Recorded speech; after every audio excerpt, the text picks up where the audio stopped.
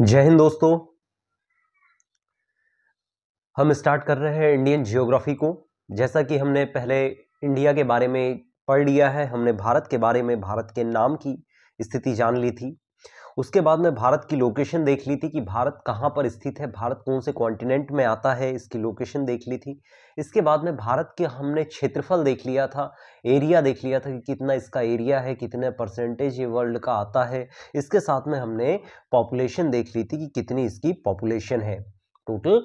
और ये अगर मैं जनसंख्या की दृष्टि से बात करूं तो भारत विश्व का वर्तमान में पहले नंबर पे आता है कि वर्तमान में विश्व में सबसे ज्यादा आबादी वाला अगर कोई देश है तो वो कौन सा हो चुका है, भारत हो चुका है। इसके बाद में हमने भारत के अक्षांशीय व देशांतरी विस्तार की बात की थी कि भारत का अक्षांशीय विस्तार कितना है और इसका देशांतरीय विस्तार कितना है। इसके बाद में हमने भारत की सीमा देखी थी कि भारत की सीमा जो लैंड बाउंड्री है वो कौन कौन से देश के साथ में लगती है, इसकी कितने देश के साथ में सबसे ज़्यादा मैक्सिमम सीमा लगती है और कौन से देश के साथ में सबसे कम सीमा लगती है। तो हमने ये भी देख लिया था कि भारत के साथ में कौन कौन से देशों की सीमा लगती है। साथ में हमने जलीय सीमा की बात की थी कि भारत की जलीय सीमा कौन कौन से देश के साथ में लगती है। साथ ही हमने ये डिस्कस किया था कि वो कौन से देश है जिनकी भारत के साथ में जल और थल दोनों से सीमा लगती है, टेरेस्ट्रियल और लैंड बाउंड्री दोनों से लगती है, हमने ये भी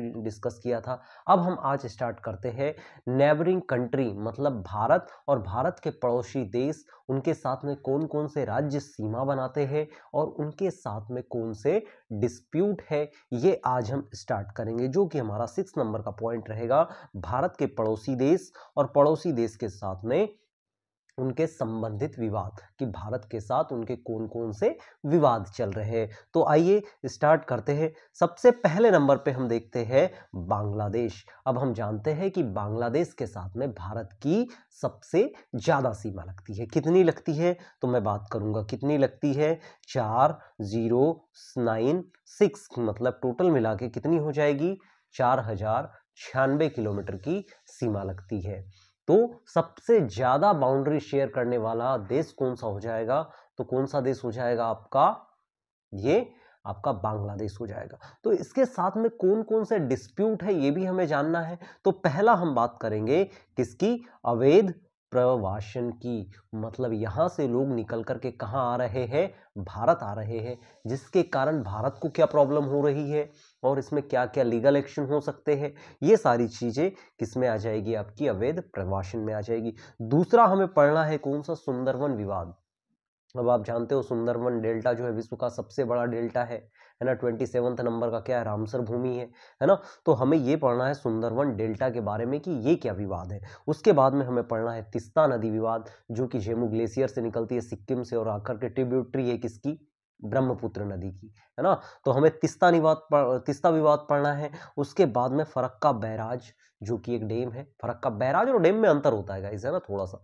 क्या बैराज जो होता है एक यूनिडायरेक्शनल होता है, मतलब इससे पानी का डायरेक्शनल क्या किया जा सकता है, चेंज किया जा सकता है, मतलब एक राइट से दूसरे साइड में इसको भेजा जा सकता है। तो हम बात करेंगे यहां पर फरक्का बैराज की। उसके बाद में तिपाई मुखी बांध की बात करेंगे, जो कि मणिपुर में बनाया हुआ है बराक नदी पर, है ना, ये विवाद की बात करेंगे। उसके बाद में मोस्ट इंपॉर्टेंट 3 बीघा कॉरिडोर की बात करेंगे कि 3 बीघा कॉरिडोर क्या है भारत और बांग्लादेश के बीच में। उसके बाद में हम बात करेंगे भारत और बांग्लादेश के बीच में कौन कौन सी ट्रेन चल रही है, और भारत के बीच में जैसे आपने सुना होगा मैत्री एक्सप्रेस, बंधन एक्सप्रेस चलती है ना, संप्रति भी है ना। उसके बाद में हम बात करते हैं भारत और बांग्लादेश के बीच में भूमि विवाद की बात करेंगे। तो हम पहले अवैध प्रवासन देखते हैं कि भारत और बांग्लादेश के बीच में अवैध प्रवासन क्या है। पहले हम बांग्लादेश के बारे में टोटल देख लेते हैं कि कितने स्टेट इसके साथ में राज्य की सीमा बनाते हैं, है ना, कितने राज्य बांग्लादेश के साथ में सीमा बनाते हैं। तो हम बात करते हैं भारत और बांग्लादेश की। तो भारत और बांग्लादेश के साथ में देख पा रहे होंगे कितने राज्य, 5 राज्य बांग्लादेश के साथ में सीमा बनाते हैं। अगर मैं बात करूं, ये हो गया बांग्लादेश बीच वाला एरिया। तो यहां पर ये आप देख रहे होंगे ये वाला स्टेट कौन सा हो गया, ये स्टेट हो गया आपका बांग्लादेश। बांग्लादेश के साइड में वेस्ट बंगाल, और वेस्ट बंगाल के जस्ट आप ऊपर देखोगे तो आपको दूसरा स्टेट मिलता है ये वाला ऊपर में, ये असम, असम के नीचे आप जब देखोगे तो आपको कौन सा मिलेगा, मेघालय मिलेगा, और मेघालय के जस्ट नीचे आप देखोगे तो आपको कौन सा मिलेगा, त्रिपुरा मिलेगा, और त्रिपुरा के जस्ट नीचे आप देखोगे तो आपको कौन सा मिलेगा, मिजोरम मिलेगा। तो मतलब कुल मिलाकर के कितने राज्य सीमा बना रहे हैं, तो भारत और बांग्लादेश के बीच में 5 राज्य सीमा बनाते हैं, जिसमें पहला पश्चिम बंगाल हो गया, दूसरा त्रिपुरा हो गया, मेघालय हो गया, मिजोरम हो गया और असम हो गया। गाइज यहां पर आपको एक चीज याद रखना है कि यहां पर जो असम है बांग्लादेश के साथ में, असम बांग्लादेश के साथ में 2 जगह सीमा बनाता है। एक तो ये वाला हो गया यहां पर आप देख पा रहे होंगे, और दूसरा यहां बीच में है ना, त्रिपुरा और इसके बीच में मेघालय के नीचे यहां पर असम 2 जगह इंटरनेशनल बाउंड्री बनाता है। उसके बाद में दूसरी चीज आपको क्या याद रखना है कि त्रिपुरा तीनों ओर से बांग्लादेश में घुसा हुआ है। अब घुसा हुआ है मतलब अंदर की तरफ है, तीनों ओर से घिरा हुआ है, सराउंडेड बाय द बांग्लादेश, है ना। चारों तरफ से कह सकते हैं क्या, नहीं, तीनों तरफ से सराउंडेड है, किससे, बांग्लादेश से। तो मैं कह सकता हूं कि बांग्लादेश से तीनों तरफ से घिरा हुआ राज्य कौन सा है, तो वो कौन सा हो जाएगा आपका, त्रिपुरा हो जाएगा। और त्रिपुरा के साथ में हमारी एक विशेष प्रकार की इंटरनेशनल बाउंड्री बनती है, जिसको हम क्या बोलते हैं, जीरो लाइन बोलते हैं। क्वेश्चन आता है कि जीरो लाइन किन किन देशों के बीच में बनती है, तो जीरो लाइन भारत और बांग्लादेश के साथ में बनती है। अगर स्टेट की बात करेंगे तो स्टेट कौन सा हो जाएगा आपका, त्रिपुरा के साथ में 0 डिग्री लाइन बनती है। तो ये हो गए 5 राज्य, और यहीं पर आपको याद रखना है त्रिपुरा और मिजोरम दोनों राज्य से ही कर्क रेखा गुजरती है भारत में। त्रिपुरा और मिजोरम 8 राज्यों से जाती है, जिसमें से ईस्टर्न राज्य कौन कौन से हो जाएंगे, त्रिपुरा और मिजोरम से ही आपकी कर्क रेखा भी गुजरती है। उसके बाद में दूसरा नंबर हम पढ़ते हैं भारत और बांग्लादेश के बीच में विवादों का विवाद पढ़ते हैं, जिसमें मैं पहले बात करता हूं अवैध प्रवासन की। तो क्या होता है कि बहुत सारे लोग बांग्लादेश से निकल करके रोजगार की तलाश में कहां आ जाते हैं, इंडिया आ जाते हैं। चाहे मैं असम की बात करूं, चाहे मेघालय की बात करूं, चाहे त्रिपुरा की बात करूं, जब यहां पर लोग बहुत ज्यादा आ जाते हैं तो क्या होगा, यहां पर जब लोग आ जाएंगे तो ये रोजगार करने लगेंगे। अब रोजगार करेंगे मतलब इनको तो काम चाहिए है। अब आपको काम चाहिए है और आप कहीं दूसरे देश में गए और आपको कम पैसे में अगर काम करने के लिए आप इच्छुक हो जाओगे, तो वहां के लोग तो चाहेंगे कि उनको सस्ते से सस्ता लेबर मिले। अब जैसे ही सस्ता लेबर आपको मिल जाएगा तो क्या होगा, वहां के जो लोकल लोग हैं उनको रोजगार नहीं मिलेगा, इससे रोजगार की भी समस्या उत्पन्न होगी। तो ये अवैध प्रवासन जो हो रहा है, इसकी वजह से वहां के लोकल लोगों में बहुत ज्यादा क्या हो रहा है, डिस्प्यूट हो रहा है ना। जैसे माइग्रेंट की बात करें, जैसे आफ्सा आपने नाम सुना होगा, है ना।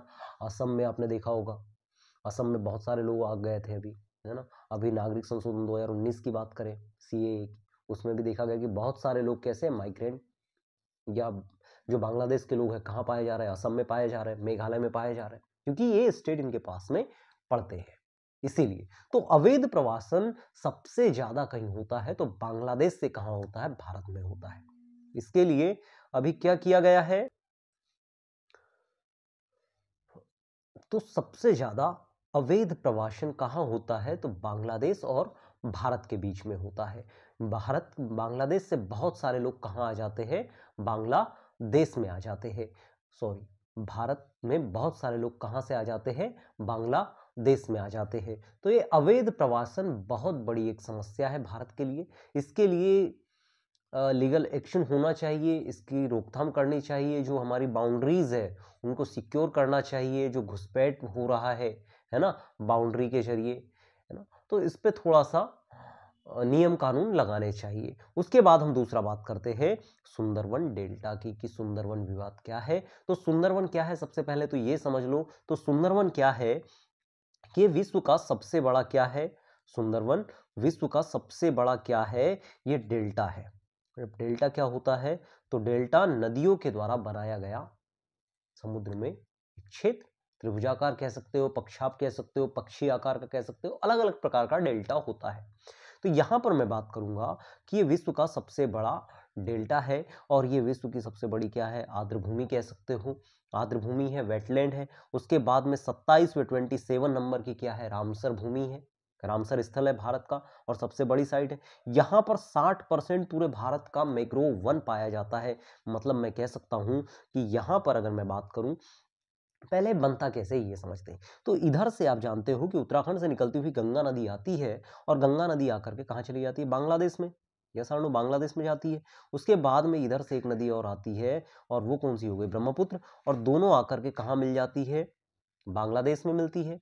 एक को बोलते हैं हम क्या, जब गंगा आती है तो इसको हम क्या बोलते हैं, गंगा नदी को बांग्लादेश में पद्मा बोला जाता है और ब्रह्मपुत्र नदी को क्या बोला जाता है, जमुना बोला जाता है। जब दोनों नदी मिल जाएगी तो दोनों नदी जब मिलती है तो उसे क्या बोलते हैं हम, मेघना बोलते हैं। क्या बोलेंगे, मेघना। और मेघना के द्वारा ही विश्व का सबसे बड़ा डेल्टा बनाया जाता है जिसे हम क्या बोलते हैं, सुंदरवन डेल्टा बोलते हैं। क्या बोलेंगे, सुंदरवन डेल्टा बोलेंगे। दूसरी बात करते हैं कि जो रामसर है ये क्या है। तो रामसर के लिए आपको याद रखना है कि जो रामसर है एक 2 फरवरी, कब, 2 फरवरी 1971 को एक कन्वेक्शन होता है रामसर ईरान में, जो कि कहां पर है, ईरान का एक शहर है। उस दिन कन्वेक्शन किया गया कि जो जितनी भी आर्द्रभूमि है उनके संरक्षण के लिए, आर्द्रभूमि के संरक्षण के लिए सर्वेक्षण किया गया और उसका संरक्षण के लिए कन्वेक्शन किया गया जो कि ईरान में होता है रामसर। उसी के नाम पर इसको क्या कर दिया गया, रामसर कन्वेक्शन कर दिया गया, रामसर सम्मेलन कर दिया गया। इसीलिए 2 फरवरी को हम क्या मनाते हैं, तो 2 फरवरी को आर्द्रभूमि दिवस या वेटलैंड डे मनाते हैं। तो ये हमें आपको याद रखना है कि बांग्लादेश में कहां पर ये, अब ये जो ट्रेंगल है ये आप यहां देख रहे होंगे, तो इस जगह क्या बनता है आपका, डेल्टा बनता है। और यहीं पर क्या पाया जाता है, मैग्रोव वनस्पति पाई जाती है, मैग्रोव वन पाया जाता है। अब इसका नाम सुंदरवन क्यों पड़ गया, यहां पर सुंदरी नामक वृक्ष पाया जाता है, इसीलिए इसका नाम क्या हो गया, सुंदरवन हो गया। वैसे और भी वृक्ष है जो यहाँ पर आपका बाढ़ वगैरह से रक्षा करते हैं तटों की। इसीलिए वैसे तो ईस्टर्न कोस्ट की बात करूँ तो मैग्रोव वनस्पति हर एक क्षेत्र में पाई जाती है, चाहे कावेरी डेल्टा हो चाहे गोदावरी डेल्टा हो, सब जगह मैग्रोव वनस्पति पाई जाती है। परंतु यहाँ पर सुंदरी नामक वृक्ष पाया जाता है, इसी के लिए इसका नाम क्या कर दिया गया, सुंदरवन डेल्टा कर दिया गया। गाइस, इसके बाद हम बात करते हैं तीसरा विवाद जो कि तीस्ता नदी विवाद है। अब तीस्ता नदी विवाद की अगर मैं बात करूंगा तो तीस्ता नदी निकलती कहां से, इसका ओरिजिन कहां से होता है, तो मैं तीस्ता नदी की बात करूंगा तो आप सिक्किम देख रहे होंगे। अब सिक्किम के पास में राइट साइड में, सिक्किम और भूटान के साइड में है ना, चुम्बी नदी घाटी आती है। चुम्बी नदी घाटी के जस्ट नीचे में क्या है, चेमू ग्लेशियर है। कौन सा हो जाएगा आपका, जेमू ग्लेशियर है। जेमू ग्लेशियर से यहां से नदी निकलती हुई बांग्लादेश में आती है और बांग्लादेश में इधर से आपकी कौन सी नदी आती है, ब्रह्मपुत्र नदी आ जाती है, जिसको आप क्या बोलते हो, जमुना बोलते हो। तो ये किसमें मिलती है, सहायक किसकी है, ट्रिब्यूटरी किसकी है, तो ये किसकी हो जाएगी, ब्रह्मपुत्र नदी की हो जाएगी। और ब्रह्मपुत्र नदी के बारे में अभी मैंने आपसे बात की, तो इसी पे ये विवाद है, कौन सा, जेमू, ये आपका तीस्ता नदी को लेकर के। तो क्या विवाद है, ये 1983 में एक एग्रीमेंट होता है कि भारत जो है इसका 39% यूज करेगा, उसके बाद में 36% इसका कौन यूज करेगा, बांग्लादेश यूज करेगा, और बचा हुआ 25% जो पानी है वो कहां जाएगा, नदी में जाएगा। तो क्या होता है, अगर हम बात करें किसकी, भारत और बांग्लादेश की, तो बांग्लादेश ये चाहता है कि क्या करे, इसका जो पानी है 36%, जो भारत को मिल रहा है 39%, है ना, जो भारत को 39% पानी मिल रहा है, भारत को 39% पानी मिल रहा है, उसका क्या करना है, आप उसको बढ़ा करके कितना कर लो, 42% कर लो। और 42% करने के बाद में जो बांग्लादेश का पानी है उसको 39% कर दो, जिससे क्या होगा कि नदी में पानी की कमी हो जाएगी, 6% कम हो जाएगा, जिससे क्या होगा, नदी के जीव जंतु जो है वो मरने लगेंगे। तो भारत ये नहीं चाहता, भारत चाहता है कि जो पानी है वो क्या हो, नदी में जितना जाना चाहिए इंटरनेशनल कानून के हिसाब से वो जाता रहे, ताकि समुद्री जीव जंतु भी क्या है, जो नदी में रहने वाले जीव जंतु है वो सुरक्षित रहे। तो ये एक तीस्ता नदी पर विवाद है जो कि भारत और बांग्लादेश के बीच में है। अब नेक्स्ट विवाद की हम बात करते हैं। जो नेक्स्ट विवाद है हमारा वो कौन सा हो जाएगा, फरक्का बैराज डैम। अब फरक्का बैराज के लिए आपको थोड़ा सा ये समझना होगा कि फरक्का बैराज बना कहां पर है, तो ये बना कि कौन सी नदी पर है, तो ये हुगली नदी पर बना हुआ है। कौन सी नदी हो जाएगी आपकी, हुगली नदी पर बना हुआ है। कहां पर है, तो ये वेस्ट बंगाल में है। कब बनाया गया, तो 1972 में बनाया गया। अब ये बनाया क्यों गया, तो जो हुगली नदी है गंगा से ही अलग होकर के कोलकाता में क्या होता है कि इधर से ये गंगा नदी 2 भाग में डिवाइड हो जाती है। एक चली जाती है आपकी बांग्लादेश में, जिसको आप क्या बोलते हो, अभी मैंने आपको बताया था। और दूसरा ये हुगली बन जाती है कहाँ पर, ये इधर चली जाती है, पद्मा है ना, ये हुगली और इधर पद्मा। अब ये यहाँ पर जो हुगली नदी है इसी पर बना हुआ है क्या, कोलकाता ट्रस्ट, कोलकाता पोर्ट बना हुआ है। अब कोलकाता पोर्ट के पास में बहुत ज़्यादा सेडिमेंट आ गया, औसत जमा हो गया और पानी का रिवर का फ्लो क्या हो गया, कम हो गया, जिसके कारण यहाँ पर जहाज किनारे पर नहीं आने लगे। जब जहाज किनारे पर नहीं आने लगे तो यहाँ पर हमने जो पश्चिम बंगाल है यहीं पर फरक्का नामक स्थान पर यहाँ पर एक डैम बना दिया। कौन सा, यहाँ पर एक डैम बना दिया गया जिसको हम फरक्का बैराज के नाम से जानते हैं। अब इसमें हम पानी का स्टोर, अच्छा बैराज और डैम क्या होता है, बैराज और डैम, डैम की बात करेंगे तो ये मल्टीपर्पस होता है। क्या होगा, डैम, इसकी बात करेंगे तो ये मल्टीपर्पस होता है। इसमें आप क्या कर सकते हो, सिंचाई कर सकते हो, नहर निकाल सकते हो, कैनाल निकाल सकते हो, है ना, बिजली उत्पादन कर सकते हो। परंतु बैराज जो है पानी का जो फ्लो है उसका डायरेक्शन चेंज कर सकता है। जैसे मान लो डैम का पानी, अगर रिवर है उसका आपने पानी स्टोर किया, अगर वो राइट में जा रही है, अगर आपको पानी लेफ्ट में ले जाना है तो आप क्या बनाओगे, एक बैराज बनाओगे और बैराज से पानी कहाँ चला जाएगा, लेफ्ट में चला जाएगा। क्लियर गाइस, तो ये बैराज का मतलब होता है। और डैम तो मल्टीपर्पस होता है, आप सारे काम कर सकते हो डैम से। उसके बाद में तो ये एक फरक्का बैराज का एक विवाद है। उसके बाद में हम बात करते हैं तिपाई मुखी बांध की। अब तिपाई मुखी बांध विवाद क्या है, तो तिपाई मुखी बांध कहाँ बना हुआ है, तो मणिपुर में बना हुआ है। कहाँ बना हुआ है, तो हम बात करेंगे कि ये मणिपुर में बना हुआ है। अब मणिपुर में यहाँ पर ये मणिपुर, अब यहाँ से एक नदी निकलती है, अब ये इसका नाम है कौन सी, बराक नदी। और बराक नदी किस में मिल जाती है, तो बराक नदी की बात करेंगे तो ये आके बांग्लादेश में किससे मिलती है, ब्रह्मपुत्र नदी से मिलती है। और इसी पर हमने यहाँ पर एक डैम बना करके रखा हुआ है जिसे हम क्या बोलते हैं, तिपाई मुखी बांध बोला जाता है। अब इसमें विवाद क्या है, बांग्लादेश को ये लगता है कि जो तिपाई मुखी बांध है बराक नदी पर बनाया हुआ, वो फ्यूचर में अगर बांग्लादेश और भारत का युद्ध होता है तो भारत क्या करेगा, इस देश को मतलब बांग्लादेश को क्या करेगा, बांग्लादेश पर जो डैम का पानी है वो खोल देगा, जिससे कि बांग्लादेश का जो ईस्टर्न एरिया है, ये इधर वाला एरिया, इसमें क्या आ जाएगी, बाढ़ आ जाएगी। बाढ़ आ जाएगी मतलब एक आपदा विकसित हो जाएगी जो युद्ध में भारत का साथ देगी। ऐसा किसको लगता है, भारत को लगता है। तो सही बात है, चाइना ने भी बहुत सारे बड़े बड़े डैम कहाँ बना रखे हैं, चाइना में तिब्बत में बना रखे हैं। अगर वो भी डैम खोलता है तो जैसे पूरा हमारा ईस्टर्न इंडिया है वो पूरी तरह से क्या हो जाएगा, बर्बाद हो जाएगा, है ना। तो ये किसके साथ में है हमारे, ये वाला तिपाई मुखी बांध का, ये भी भारत और बांग्लादेश के बाद, मतलब ये बांग्लादेश चाहता है कि आप बराक नदी पर डैम मत बनाइए, उसकी कैपेसिटी मत बढ़ाइए, आप डैम उसको मत बनाओ क्योंकि उसमें पानी स्टोर करने से हमें खतरा होगा। ये किसका कहना है, बांग्लादेश का कहना है। इसके बाद में हम बात करते हैं 3 बीघा कॉरिडोर की, कि भारत और बांग्लादेश के बीच में 3 बीघा कॉरिडोर क्या है। तो 3 बीघा कॉरिडोर में बिहार जिले का, है ना, पश्चिम बंगाल के कुछ बिहार जिला, मतलब यहाँ पे अगर मैं बात करूँ तो ये आप देख रहे होंगे, ये वाला कलर हम चेंज कर लेते हैं, ये यहाँ पर कुछ बिहार जिला आता है। और बांग्लादेश का कौन सा, दोहा ग्राम, मतलब मैं अगर एक साइड इंडिया बना दूं और एक साइड क्या बना देता हूँ, बांग्लादेश बना देता हूँ, मतलब यहाँ पर अब मान लो ये दोनों के बीच में एक कॉरिडोर डाला गया, दोनों के बीच में क्या डाल दिया गया, एक कॉरिडोर डाला गया जिससे यहाँ के लोग, दोहाग्राम और अंगपोता के लोग आपस में आना जाना कर सके, जिससे क्या होगा, इंडिया के लोग वहां चले जाएंगे, वहां के लोग यहाँ आ जाएंगे। इसके लिए आपस में एक समझौता होता है और ये कितने 2011 में हुआ और ये कितने सालों के लिए दिया गया, 99 सालों की लीज के लिए दिया गया। होता क्या था कि जैसे दोहाग्राम के जो लोग हैं उनकी शादी अगर इधर हो गई बांग्लादेश में, है ना, अंगपूता में, और अंगपूता वालों की दोहाग्राम में हो गई, भाई जाने आने के लिए एक रूट तो चाहिए ना।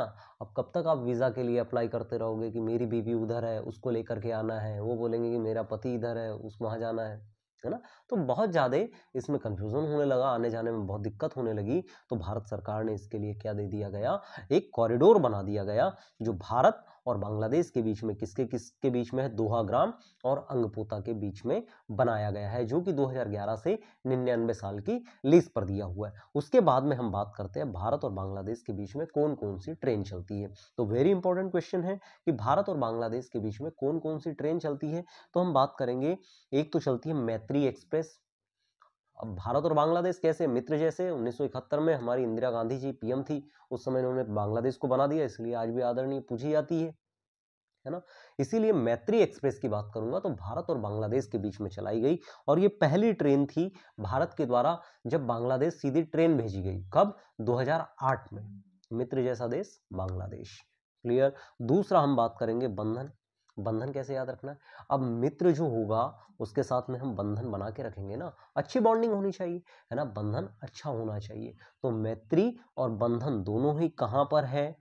तो दोनों की दोनों ट्रेनें कहां चलती है? बांग्लादेश के साथ में चलती है। और इसको कब चलाया गया? 2018 में चलाया गया। क्लियर। और इसी के साथ में बांग्लादेश के साथ में संप्रति एक्सरसाइज भी होती है, संप्रति युद्ध अभ्यास होता है ना, इसी को भी याद रखना है आपको। इसके बाद में हम बात करते हैं भूमि विवाद की भूमि विवाद। अब भारत और बांग्लादेश के साथ में भूमि विवाद क्या है? तो अगर मैं बांग्लादेश और भारत की बात करूं तो भारत के कितने 111 क्षेत्र, कितने 111, और बांग्लादेश के कितने 51 क्षेत्र। इन क्षेत्रों को लेकर मतलब कहना यह है कि इंडिया में 111 क्षेत्र ऐसे हैं जो बांग्लादेशी थे और बांग्लादेश में 51 क्षेत्र ऐसे थे जो इंडिया के थे। यही समझ के चलिए। तो क्या हुआ, इन दोनों ने अपने क्षेत्रों को लेकर के क्या किया? आदान प्रदान कर दिया। मतलब इंडिया ने 111 क्षेत्र किसको दे दिए? बांग्लादेश को दे दिए। और बांग्लादेश ने ये जो 51 क्षेत्र थे किसको दे दिए? भारत को दे दिए। और यही भूमि विवाद था जो कि 100वां संविधान संशोधन, कौन सा? 100 कॉन्स्टिट्यूशन अमेंडमेंट 2015 नरेंद्र मोदी जी के द्वारा किया जाता है, की सरकार में किया जाता है। और ये विशेष अंतर क्षेत्र जो थे इनका आदान प्रदान किया गया। इसे पहले क्या बोला जाता था? तो इसे 1974 में इंदिरा रहमान समझौता बोला जाता था, जो कि वर्तमान में अब इसे खत्म कर दिया गया है। कैसे खत्म किया गया है? तो ये 111 क्षेत्र और 51 क्षेत्र दोनों के आदान प्रदान से खत्म कर दिए गए। तो ये कुछ विवाद थे भारत और बांग्लादेश के बीच में, जो कि एग्जाम की दृष्टि से काफी इंपॉर्टेंट है। इसके बाद में जो नेक्स्ट हम पढ़ेंगे भारत और चीन के साथ में जो विवाद है वो पढ़ेंगे। Thank you class. जय हिंद, जय भारत।